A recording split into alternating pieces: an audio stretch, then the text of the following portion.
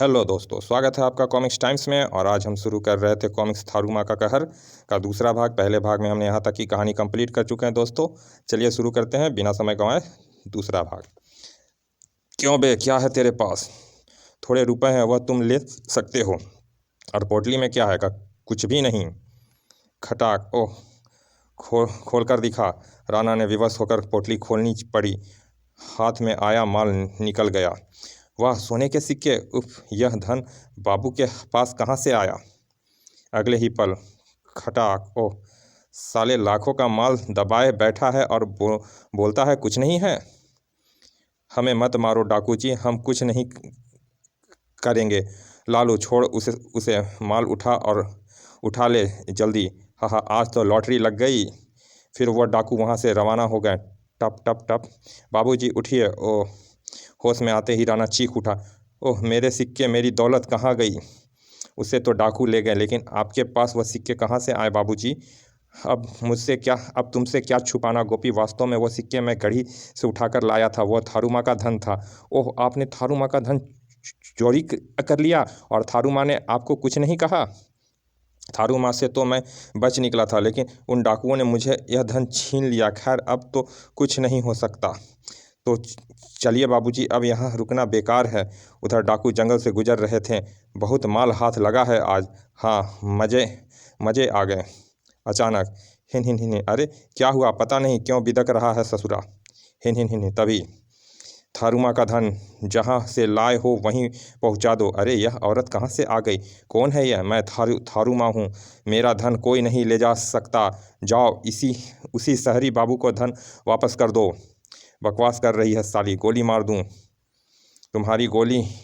तुम्हारी मौत आ गई है मूर्खो। सू, ओह उफ। धुएं छटे तो उन दोनों डाकुओं की किस्मत पलट चुकी थी। आई बचाओ, खच आई। दूसरे डाकू का भी यही हश्र हुआ था। आई खचा। इस घटना के कुछ ही देर बाद राणा के जीप वहां पहुंची। ओह लाश, हे राम! यह दोनों तो वही डाकू हैं बाबूजी। ओह मेरा धन! लेकिन राणा का दिमाग तो सोने में अटका था। हा, मिल गया, मेरा धन मिल गया। मगर बाबूजी, इन दोनों की मौत कैसे हुई? मांस भी गल रहा है। यह जंगल है गोपी, किसी जहरीले जानवर ने काट लिया होगा। और हम चलते हैं। इतना जहरीला कौन सा कीड़ा होगा? फिर हम जीप में बैठकर वहाँ से रवाना हो गए। थारू माँ का धन तुझे लौटाना होगा मूर्ख मानो, यह धन तुझे हजम नहीं होगा। मैं सुबह होते ही शहर चला जाऊंगा गोपी। तुम्हें भी इस धन में से कुछ इनाम देकर जाऊंगा। ठीक है बाबूजी। समीर बाबू तो हमें इनाम दिए बिना ही भाग गए। अब तक मेरे दिमाग से डर निकल चुका था। भोर की पहली किरण के साथ हम डाक बंगले पहुँचे। मैं अपने कमरे में जाकर हाथ मुंह धोता हूँ। गोपी, तुम बढ़िया सी चाय बनाकर ड्राइंग रूम में ले आओ, मैं वहीं आऊँगा। ठीक है साहब। धन की पोटली अपने सूटकेस में रखने के बाद राणा ड्राइंग रूम में आ बैठा था। पता नहीं समीर भी वहाँ से धन लेकर भागा है या थारूमा का शिकार हो गया है। उधर मेरे मन में लालच सिर उभर रहा था। अगर मैं राणा को ठिकाने लगा दूँ तो वह सारा धन मेरा हो सकता है। और मैंने धन प्राप्त करने का निर्णय कर लिया। राणा अभी अपने कमरे में ही होगा। मैं उसके कमरे में पहुंचा। ओह, यहाँ तो नहीं है। नीचे ड्राइंग रूम में चल गया होगा। धन तो यहीं रखा गया होगा, देखता हूँ।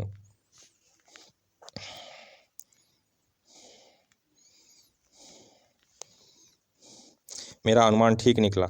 ओह, यही है वो पोटली। तभी यह क्या हो रहा है गोपी?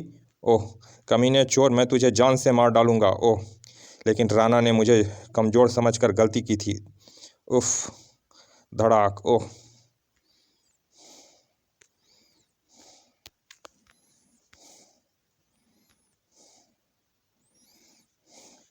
तू मुझे क्यों मारेगा राणा?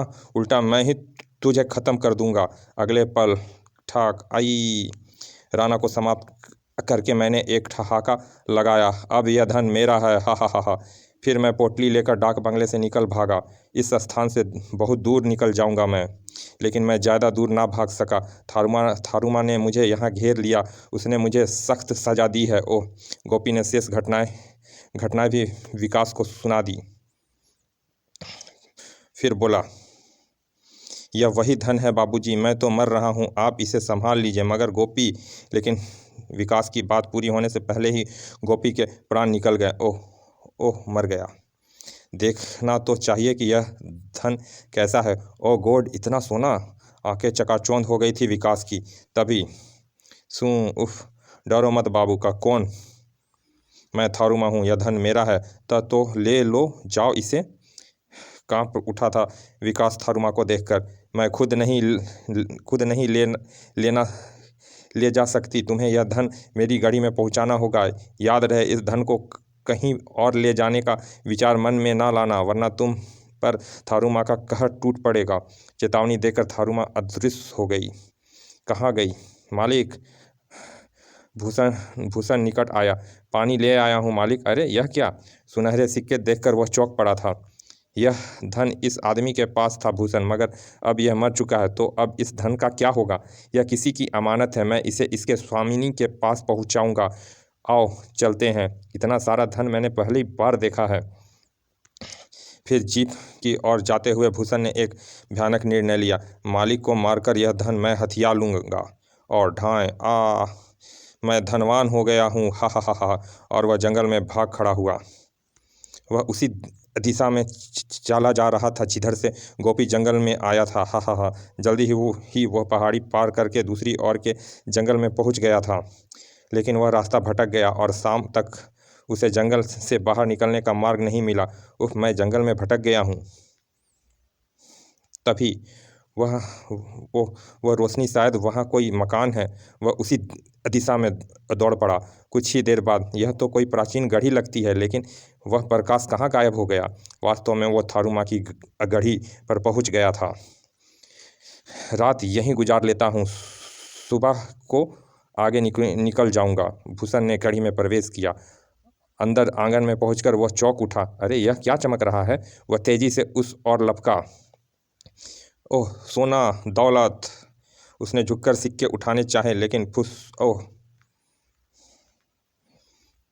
बिच्छू ने उसके सीधा होने का भी मौका नहीं दिया। खच आई आई, धड़ाक! तभी थारूमा वहाँ प्रकट हुई। हा हा हा हा, मेरा धन लौट आया।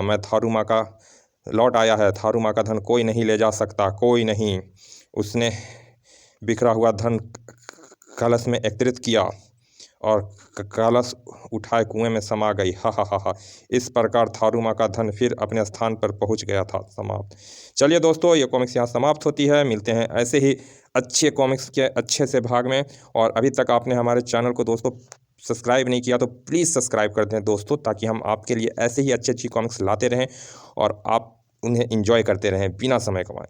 चलिए फिर मिलते हैं किसी अच्छे से कॉमिक्स के अच्छे से भाग में। तब तक के लिए धन्यवाद, विदा।